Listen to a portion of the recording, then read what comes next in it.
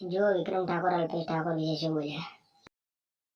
અને એમને હતું કે ભાઈ દરેકને હોય, કોઈ બી સમાજનો નેતા ત્યાં જઈને બેઠો હોય ઉપલા લેવલે, તો દરેક સમાજના હોય કે ભાઈ અમારા સમાજનો ત્યાં જઈને બેઠો છે તો હવે અમારું કામ થશે. તો ઘણા બધા એવા નેતાઓ મેં જોયા છે કે ત્યાં ગયા પછી ખબર નથી એ દબાણમાં આવી જાય છે કે શું છે કે એ કામ નથી કરી શકતા.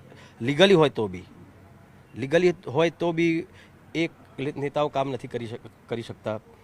દાખલા તરીકે મારા જ એક મિત્ર છે ખાસ, એટલા માટે કહું છું કે એ મારા અંદર જ એવી આ ઘટના બની ગયેલી છે. કેમ થતું નથી? આ લોકો કબજો જમાઈને બેઠા છે, એમને આ લીગલ મેં બધું કરેલું તો એ આપતા નથી, તો એ પણ એ લોકો ના કરી શકા. હા, કીધું એમણે કરીશું, વર્ષો થઈ ગયા, એ નથી કરી શકતા. વિક્રમ ઠાકોર જેવા મારા જેવા જઈને કહે છે કે ભાઈ મારા મિત્રનું કામ છે, ના લીગલી છે, એવું ને કે ખરાબ કામ હોય તો તમે વસ્તુ જુદી છે, પણ આ લીગલી કામ તો બી નથી કરી શકતા.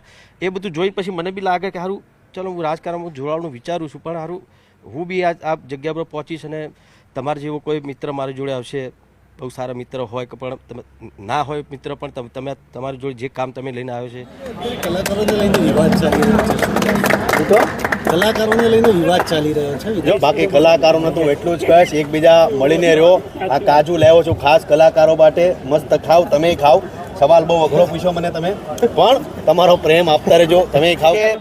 વિક્રમ ઠાકોર કલાકાર છે, સુપરસ્ટાર છે અને વર્ષો કામ કર્યું છે એમણે ગુજરાતીઓ માટે. અને જેટલા ડાયરા કલાકારો છે કે હું પોતે કલાકાર છું, એટલે મારું એવું માનવું છે કે કલાકારો એકબીજા સપીને રહે, એકબીજાનો ભાવ જાળવી રાખે ને. એમાં પાછું અત્યારે ઉનાળો બહુ ઉતાવળ છે, આ બધા પ્રેસ વાળાને ખવડાવવા પડે કાજુ, લ્યો ખાવ. કાળા તડકાના રખડ્યા લોકો. હાલો બોલો અંબે માત કી જય. હેલો આ બાકી રહી ગયા, તમે રહી ગયા એમ થોડું બે ખવડાવો. બેસો માઈક આલો ભાઈ.